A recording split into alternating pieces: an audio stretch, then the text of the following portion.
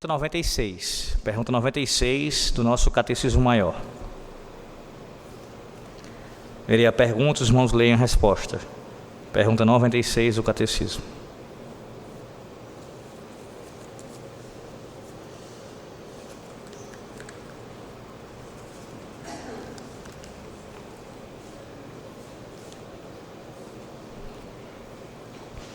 Diz assim a pergunta, os irmãos leem a resposta. Que utilidade particular tem a lei moral para os homens não regenerados? Resposta. A lei moral é de utilidade aos homens não regenerados para despertar as suas consciências, para que eles fujam da ira vindoura e passá-los a recorrer a Cristo, ou para deixá-los irresponsáveis e sob a maldição do pecado, se continuarem desejando o caminho. Perceba que nós agora começamos a entrar de forma específica aos grupos mencionados anteriormente. Nós vimos que a pergunta de número 94, ela é a pergunta que faz a introdução do assunto, ou seja, qual é a utilidade da lei moral para o homem depois da queda. Isso é uma introdução desse assunto, que tem como resposta aqui tanto o uso da lei moral para toda a humanidade, bem como também depois especifica para aqueles que não são regenerados, bem como também aqueles que são regenerados. Nós vimos na última quarta-feira, além da pergunta 94, a 95, que trata dessa questão mais genérica ou mais geral, que é toda a humanidade. Qual é o uso da lei moral, a sua utilidade para toda a humanidade. Hoje, perceba como o catecismo vai afunilando.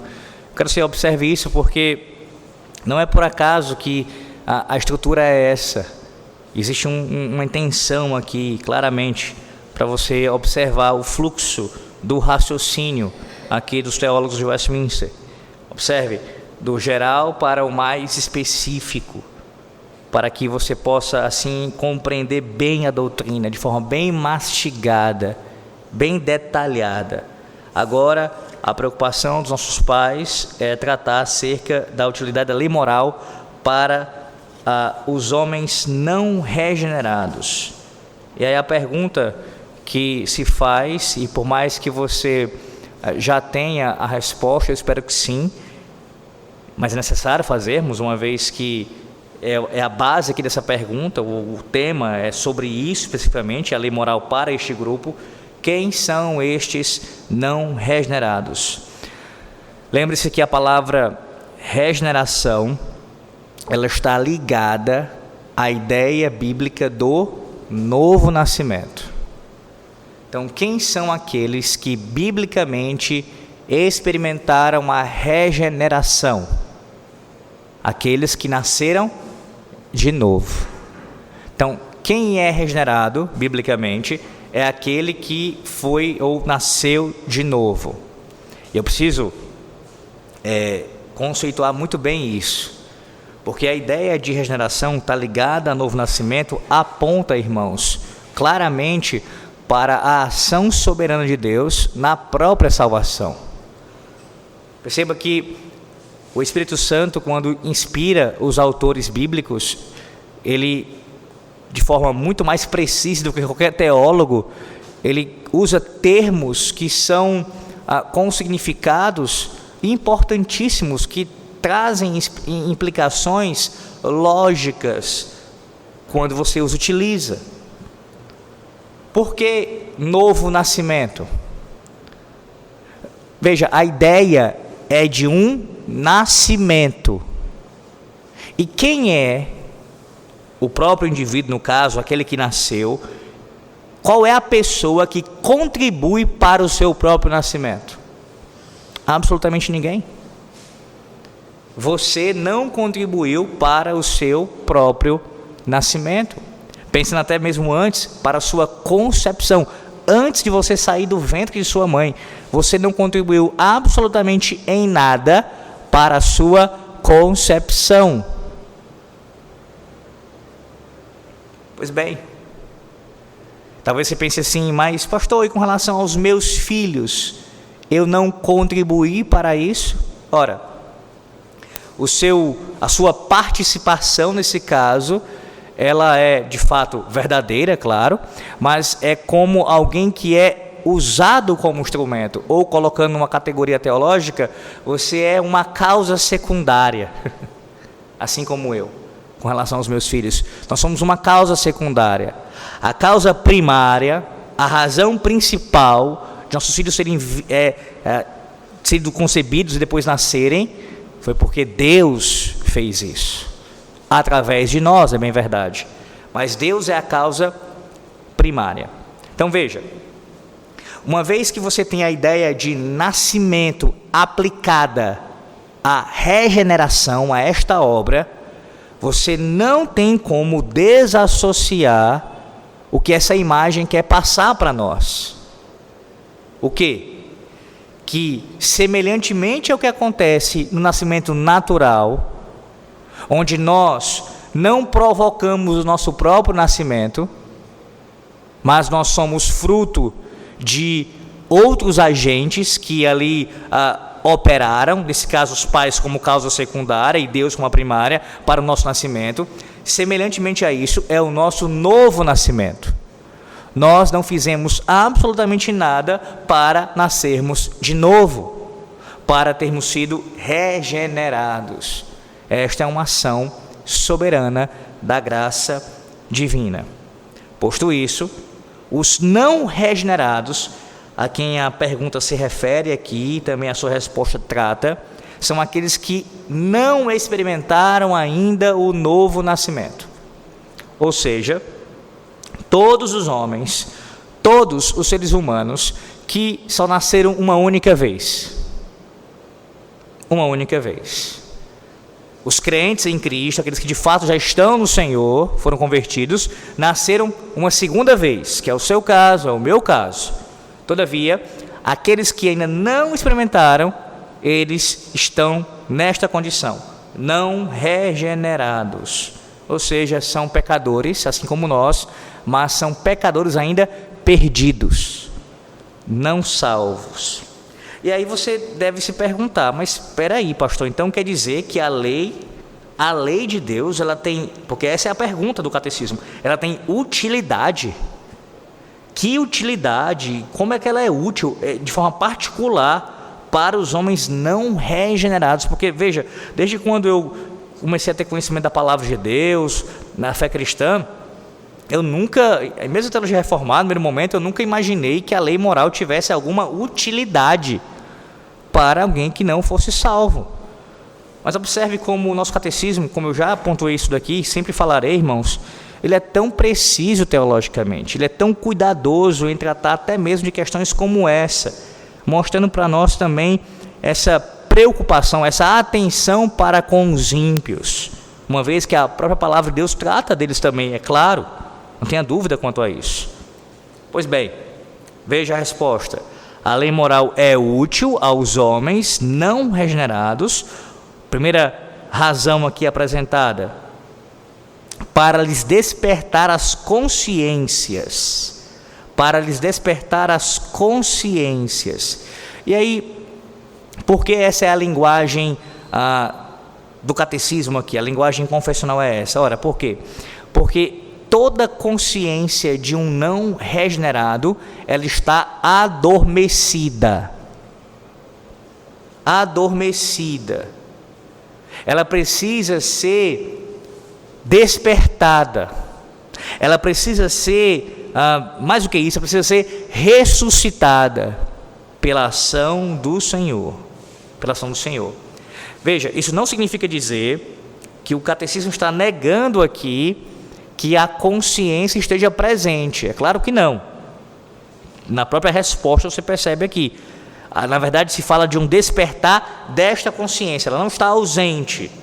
Nem mesmo o catecismo quer dizer que essa consciência ela não tenha algum tipo ainda de ação. Não é esse o ponto. Mas é que ela precisa mais do que isso. Somente pela lei de Deus, e claro, pensando agora em termos salvíficos, como veremos ainda, somente pela ação do próprio Espírito Santo, pela sua palavra, operando para fazer com que essa consciência seja completamente ressuscitada.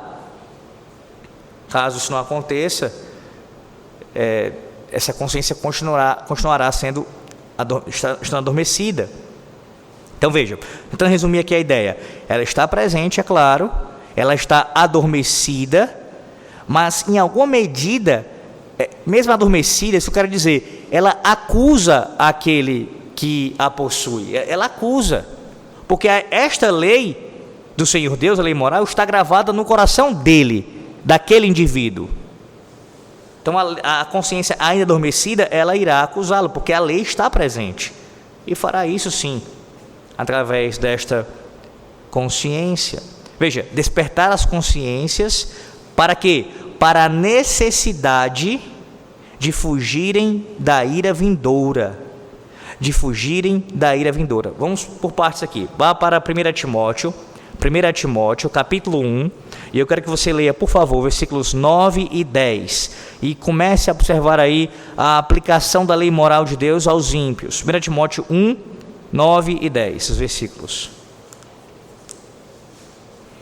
Sabendo isto, que a lei não é feita para o justo, mas para o injusto, para os injustos e obstinados, para os ímpios e pecadores, para os profanos e religiosos, para os parricidas e matricidas, para os homicidas, para os fornicadores, para os sodomitas, para os roubadores de homens, para os mentirosos, para os perjuros e para o que for contrário à ação do dia. Agora volte um pouco e vá para Romanos 1, versículo 18. Romanos 1, 18. Texto bem conhecido, já citei várias vezes aqui nessa série e continuarei citando porque ele sempre está bem presente nesse assunto. Romanos 1, 18.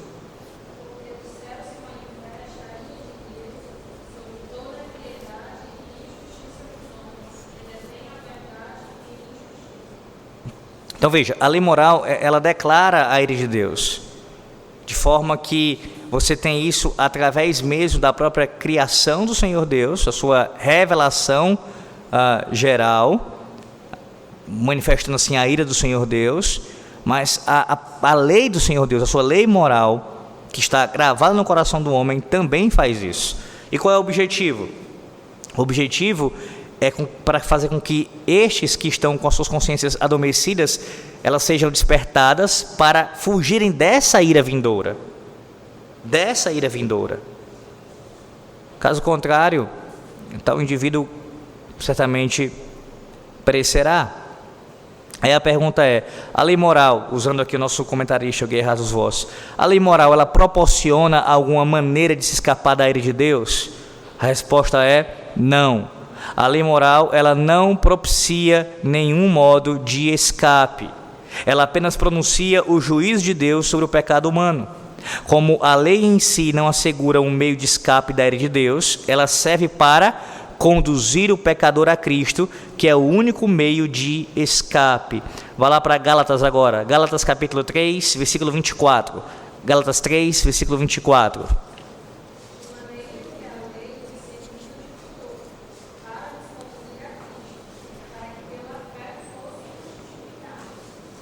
Então veja, a lei, ela não, a lei do Senhor Deus, veja, é a lei do Senhor Deus, ela não proporciona nenhuma maneira para nós escaparmos da ira de Deus.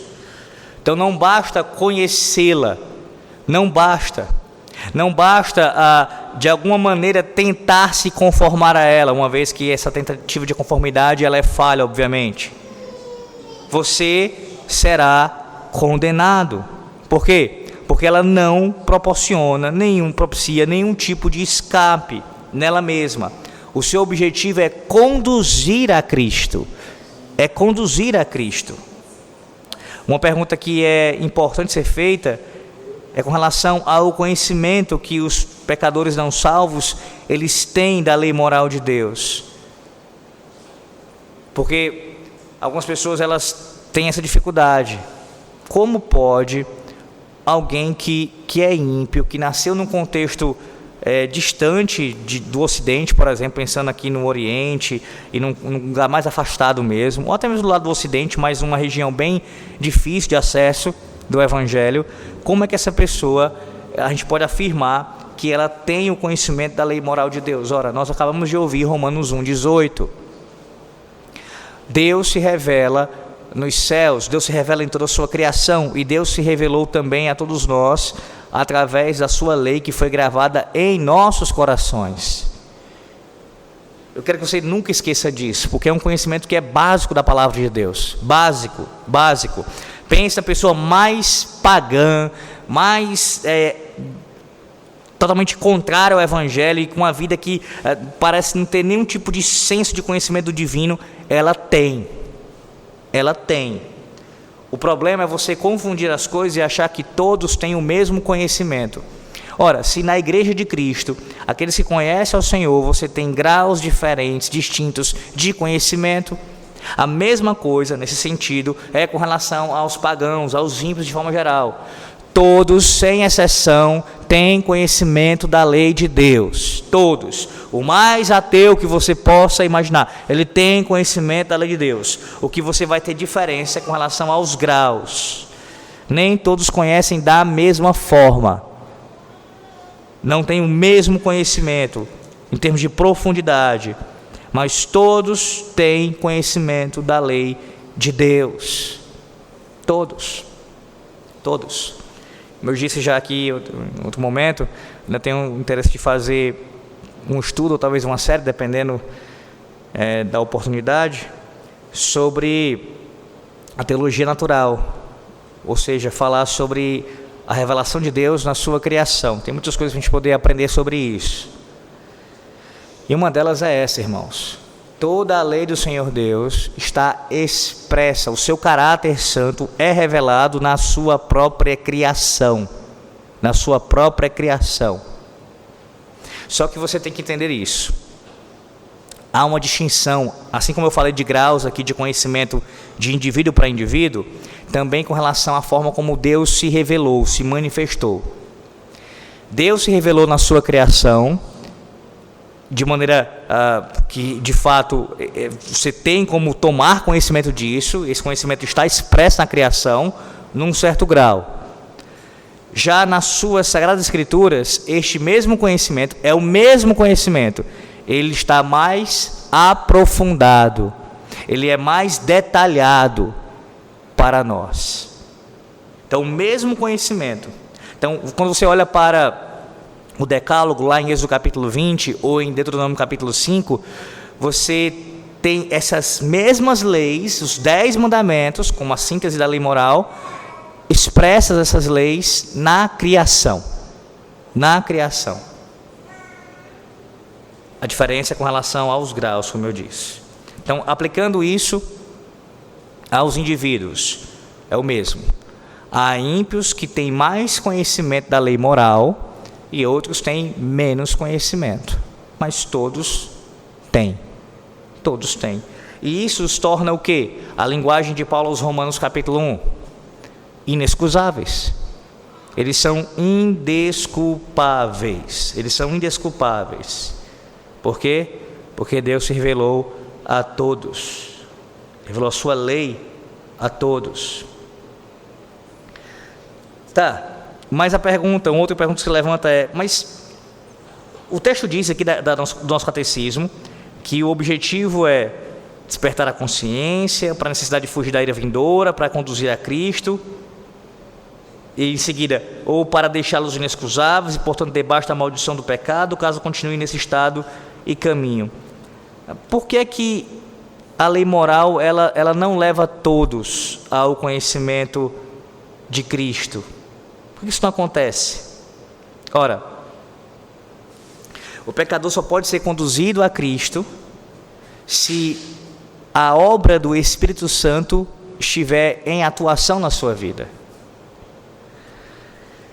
Como você já ouviu, quando a palavra de Deus é proclamada, 2 estão falando, o pregador interno e o externo. No coração dos eleitos, o pregador interno atua. O próprio Espírito Santo, ele pega a palavra que é dele e ele conduz ao coração do pecador. E trabalha para que ela venha a gerar os frutos. Mas ele não faz isso com todos. Então vamos lá, a partir desse ponto básico. para que alguém escute a lei de Deus, a sua palavra sendo anunciada, falando de quem Deus é, da sua santidade, da necessidade de se arrepender dos seus pecados, enfim, apresentando isso, para alguém crer nisso e ser conduzido a Cristo, precisa estar operando o próprio Espírito Santo. Senão a palavra será ouvida com os seus ouvidos externos, mas por causa do seu coração surdo, ele não ouvirá. Ele não ouvirá, a não ser que o próprio Deus o converta. Tá, pastor, mas aí surge uma outra pergunta. Por que é que isso não acontece com todos? Vamos por partes. Primeiro vai para Atos. Atos dos Apóstolos, capítulo 16. Atos 16.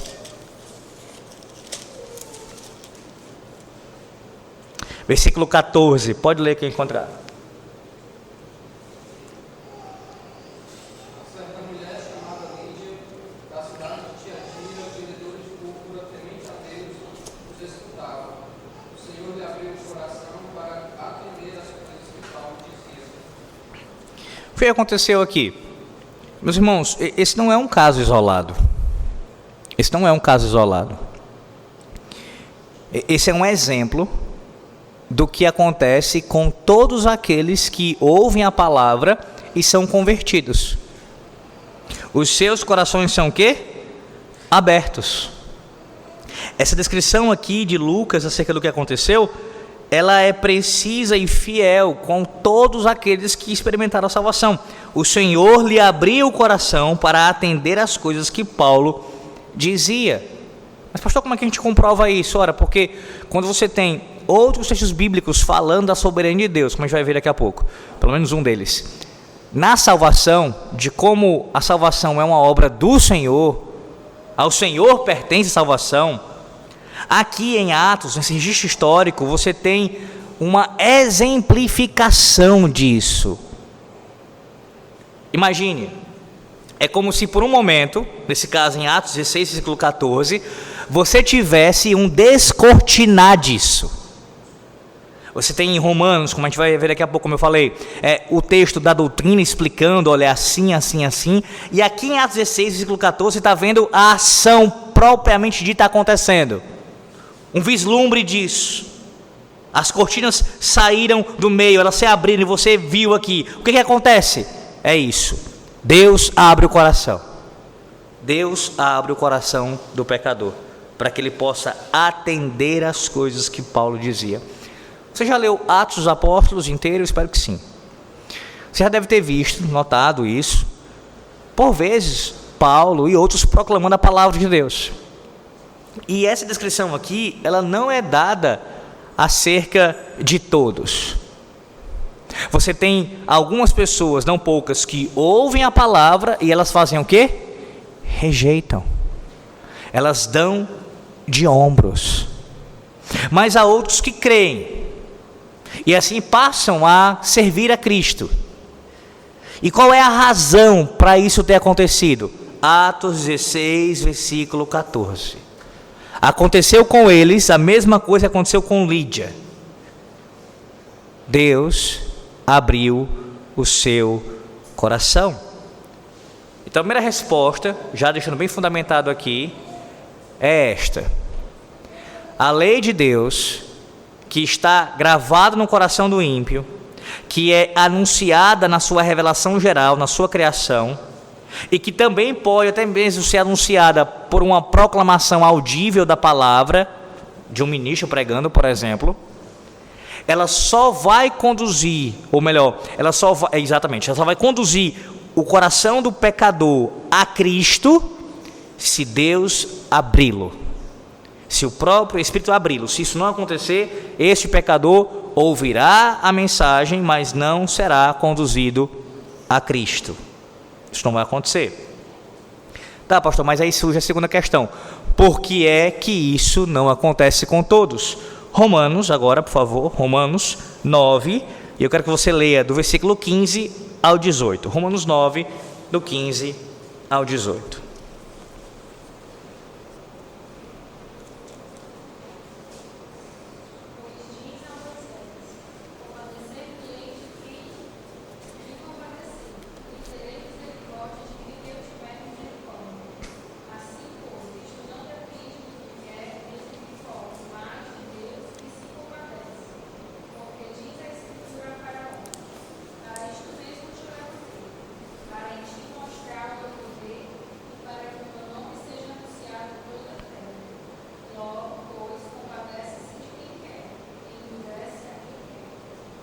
Deixa eu ler o comentário. Interessante, ontem eu fui perguntado sobre isso, para alguém bem próximo a mim, sobre esse assunto da questão da salvação soberana do Senhor Deus, em relação à eleição e coisas do tipo. E eu dei a resposta praticamente igual ao Guerra dos Vozes aqui. Sim, eu já li o comentário, já todo, há alguns anos, mas não lembrava na hora na resposta do que ele falou aqui. Mas foi basicamente o que eu disse ontem para essa pessoa que me perguntou. Que é a resposta padrão, obviamente, qualquer reformado. Ele pergunta: por que o Espírito Santo não age no coração de todo pecador para que todos venham a Cristo e sejam salvos? Resposta: a Bíblia não responde essa pergunta, senão quando fala da soberania de Deus, mediante a qual Ele elege e salva quem quer segundo as suas próprias razões, as quais não nos revelou. A Bíblia ensina claramente que Deus tem escolhido alguns para a salvação e que Ele salva a quem Ele escolheu. As razões que levaram Deus a escolher entre os homens estão entre as coisas que Ele ocultou e não revelou aos homens. Então, a resposta para essa pergunta, qual? Porque é que nem todo pecador que ouve a exposição clara da lei de Deus, ele tem todos os testemunhos, a revelação geral, o coração, a consciência dentro, a lei gravada e a lei sendo exposta publicamente, até mesmo apresentando o evangelho para ele em seguida, porque é que nem todo pecador vai a Cristo. A resposta última: porque Deus não quer. Porque Deus não quer. E aqui eu estou falando com relação ao seu decreto eterno, a sua própria decisão eterna. Deus decretou assim.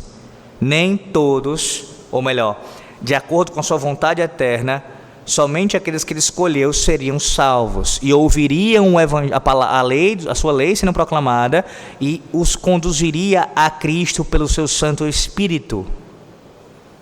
O que nós sabemos claramente é que não há, ou melhor, o critério não repousa sobre nós. O único critério apresentado a nós é que foi segundo a vontade do Senhor. Efésios capítulo 1, Paulo diz que foi segundo o beneplácito da sua própria vontade. Então, Deus quis assim. Deus quis salvar estes e não estes. O critério, eu friso isso, não repousa sobre nós. Como se Ele olhasse para nós e visse algo que por isso Ele escolheu este e não aquele. Não repousa em nós. Repousa exclusivamente na sua própria vontade. Foi assim que Ele fez. Então, essa é a resposta. Assim como você tem essa resposta para todo o resto. Em última instância é isso. Por que que tal coisa aconteceu assim? Em última instância, porque Deus quis que isso acontecesse. Deus decretou que isso acontecesse. Essa é a sua vontade soberana sobre isso. E é o mesmo com relação à salvação do seu povo. Bem, mais duas perguntas que ele levanta aqui, em cima dessa pergunta 96, que eu queria também trazer para vocês. Vá para Romanos 8:8. Romanos 8:8. Parece que você lê Romanos 8:8. E a pergunta que ele faz é: a lei moral, ela serve de alguma maneira para capacitar as pessoas não regeneradas para que vivam de modo agradável a Deus? Leia Romanos 8:8.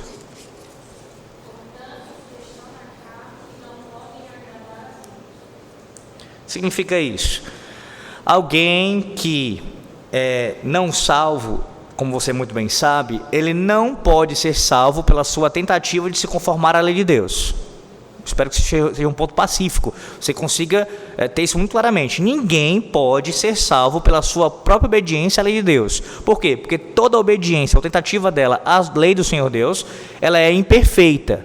Mesmo dos salvos, mesmo dos regenerados. Ela não é plena. Você desobedece à lei do Senhor Deus, assim como eu, todos os dias. Não há nenhuma obediência em nós que seja perfeita à sua lei, quanto mais de alguém que não é salvo. Tá, pastor, isso é claro, mas o que o comentarista aqui, o Johannes Guerra dos Vozes, quis dizer com isso, em termos de agradável? Ora, é no sentido de que, será que é possível, pelo menos em alguma medida, em algum nível, o não regenerado, ele ali ter capacidade, ele obedecer, se conformar à lei do Senhor Deus em alguma medida, e isso ser um modo agradável a Deus? Seja mais específico, pastor. Você pode perguntar, ora, imagine alguém que essa pessoa que não é crente, ela fez aquilo que nós chamamos de uma boa obra. No caso, a gente aplica para essa ação uma boa obra, né? A palavra expressão. Ela foi lá e deu uma esmola para alguém que estava precisando. Ou então ajudou alguma outra pessoa que precisava de uma ajuda financeira, numa questão de saúde. A gente costuma chamar isso de boa obra. Mas teologicamente, como eu já expliquei outras vezes aqui, citando inclusive o capítulo 16 da Confissão de Fé de Westminster sobre as boas obras, boa obra é somente aquilo que Deus diz e aprova na sua palavra. Sendo assim, nenhum ímpio faz boa obra. Não, mas peraí, então o senhor está dizendo com isso que dar uma esmola, ajudar uma pessoa que está precisando de uma questão de saúde ali, ele não fez uma boa obra?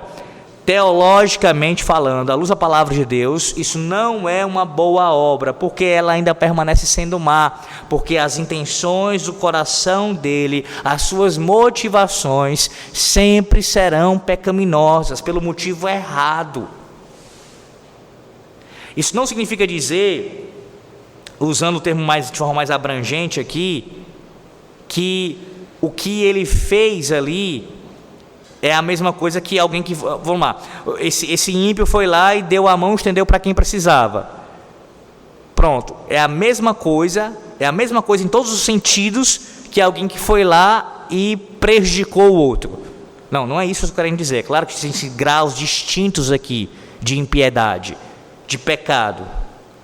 Mas o ponto é que mesmo este ímpio que fez essa aparente, vou colocar assim, aparente boa obra, ela constitui-se má. Por quê? Porque ela não é feita pelas motivações adequadas, corretas. Em primeiro lugar, para a glória de Deus. Para a glória de Deus. E não apenas isso, ela não é feita em Cristo. E esse é o ponto. Boa obra, para ser aprovada por Deus, tem que ser feita em Cristo, na pessoa do seu Filho. Somente assim uma obra pode ser aprovada como boa. Caso contrário, ela permanece sendo má. Ela permanece sendo má. Então, não. Nada que o ímpio faça, exemplo, ele não foi um assassino, não tirou a vida de ninguém fisicamente falando, ou sei lá, deixou de roubar, seja o que for, que ele se conformou, no caso tentou se conformar em alguma medida à lei de Deus, isso permanece não sendo agradável a Deus, porque Romanos 8:8 é claro, os que estão na carne não podem agradar a Deus, e o contraste claro em Romanos 8 é entre este grupo e aqueles que estão no Espírito, aqueles que estão servindo a Deus, estão em Cristo. Quem não é salvo não pode agradar a Deus, não pode. E os crentes, nós que somos povo da aliança, só agradamos a Deus por causa e por meio do seu Filho. Em último lugar, é aqui nós terminamos. E eu quero ler inclusive isso. Qual é o lugar da lei moral de Deus num plano de evangelismo segundo a Escritura? Ouça bem. Embora evangelismo signifique a proclamação do Evangelho, precisamos entender que o Evangelho não tem o menor sentido sem a lei. O Evangelho não tem o menor sentido sem a lei. O Evangelho significa boas novas, isto é, as boas novas da salvação do pecado. O pecado é a transgressão da lei. Quem não tem a convicção de ser transgressor da lei, não sentirá a necessidade do Evangelho. As pessoas não se sentirão transgressoras da lei se não conhecerem a lei moral de Deus. Portanto, não será bíblico nem salutar nenhum programa de evangelismo que não enfatize o pecado como uma transgressão da lei moral de Deus. Muito do evangelismo dos dias presentes, pouco ou quase nada fala da lei de Deus, do pecado e do arrependimento. Antes, a tendência é falar somente de aceitar a Cristo.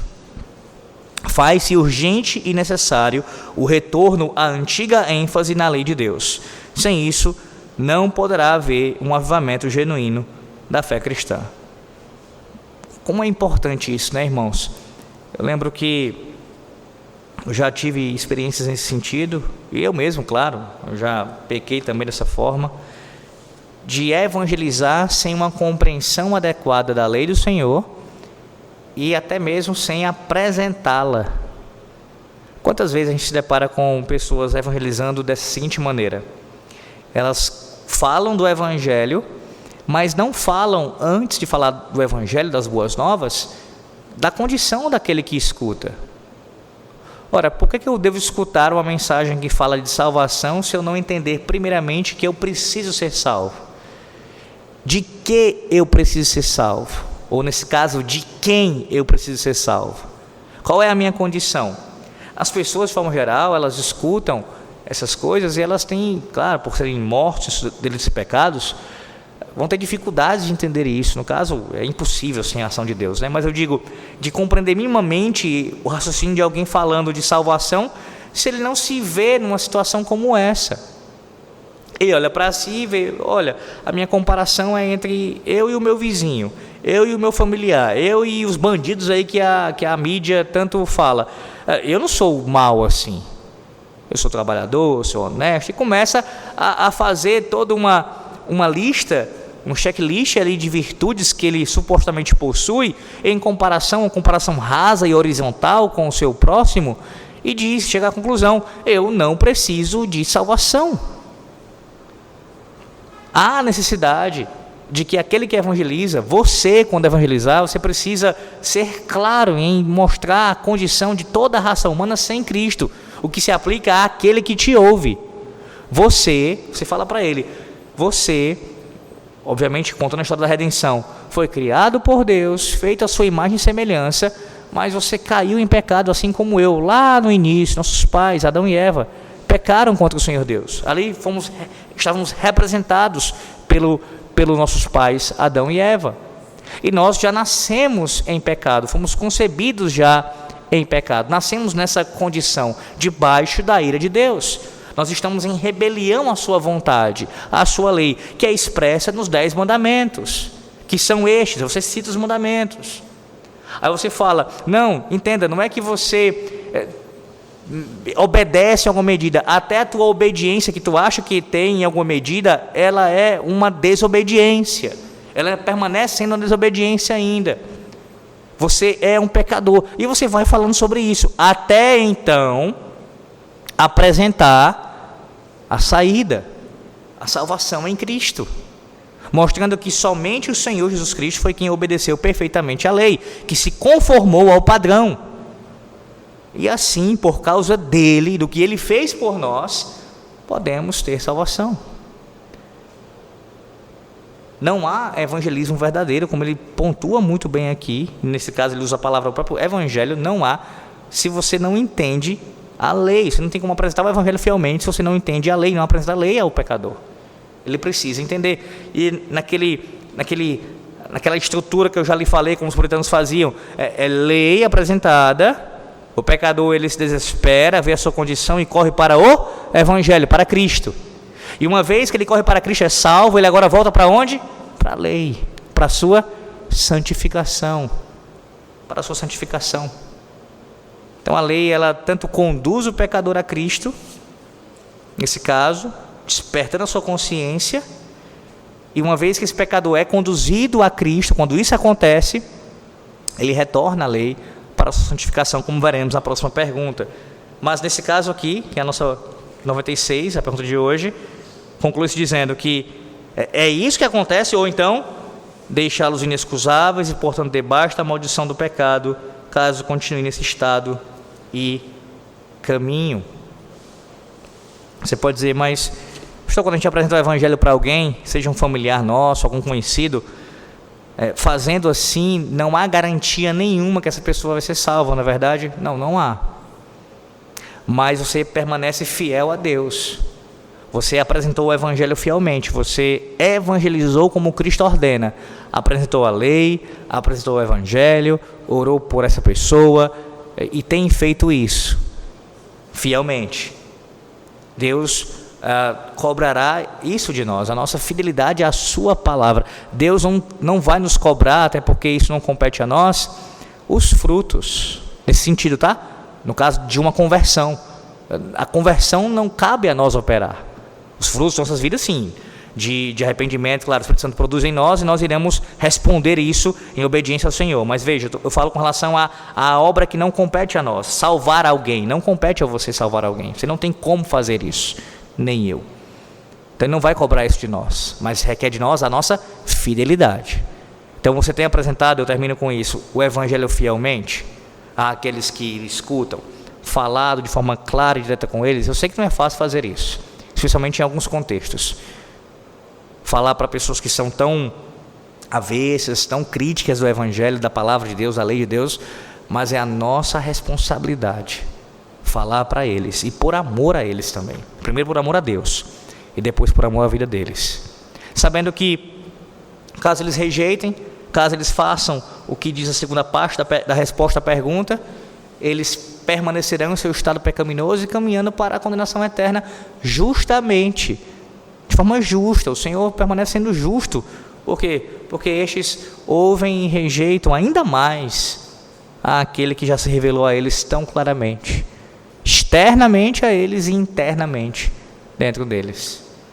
Louvado seja Deus, porque um dia, você e eu, nós, enquanto pecadores ainda somos, ouvimos a lei e fomos conduzidos a Cristo.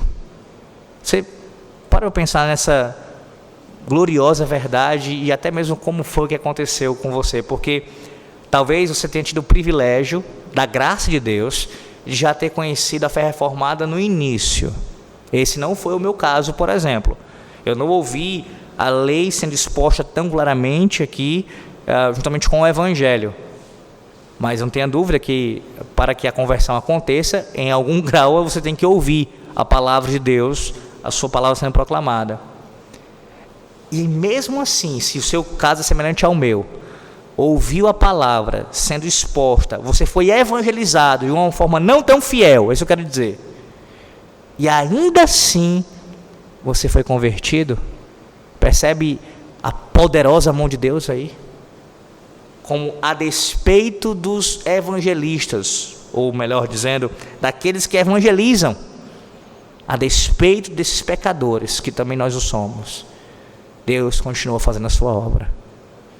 E a sua palavra, se pelo menos algo da sua palavra for dito, é suficiente para Deus, pelo seu Espírito, trazer pecadores ao arrependimento e conduzi-los a Cristo, como Ele tem feito toda a história.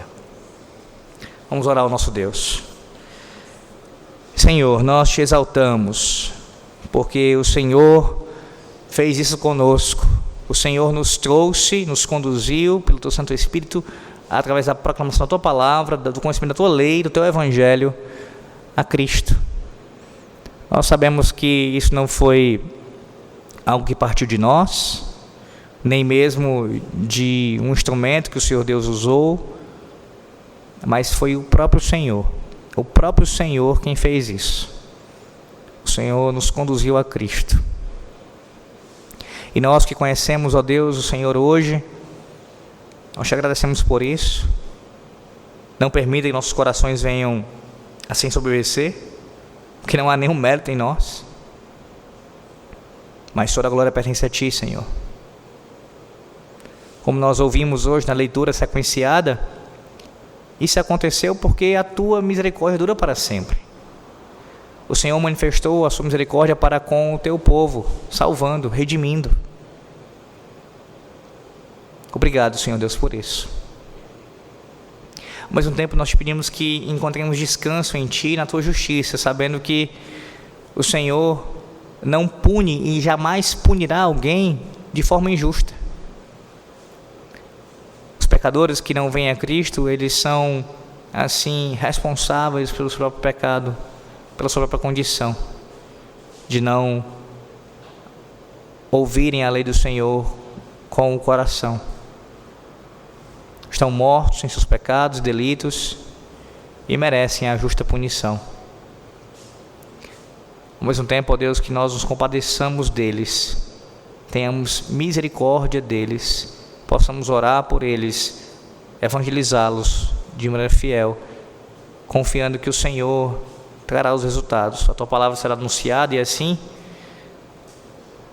aqueles que pertencem a ti irão se arrepender. E aqueles que não, eles ouvirão a palavra que foi fielmente evangelizada, também trará as consequências, executará o seu plano sobre a vida destes também. Ó Deus, sendo teu povo, para que venha a sempre ser grato ao Senhor e fiel ao Senhor, em tudo, inclusive evangelizando os perdidos, os pecadores que ainda não foram regenerados, evangelizando com a lei do Senhor e com o evangelho do Senhor. Abençoa também agora nosso momento de oração, que nós teremos em seguida, que o Senhor nos ajude a também orarmos de acordo com a tua vontade, de acordo com a tua palavra, Senhor. E que o Senhor venha responder segundo também a tua vontade, ó Deus, para a tua glória. Em nome do Senhor Jesus Cristo, com perdão dos nossos pecados nós oramos. Amém.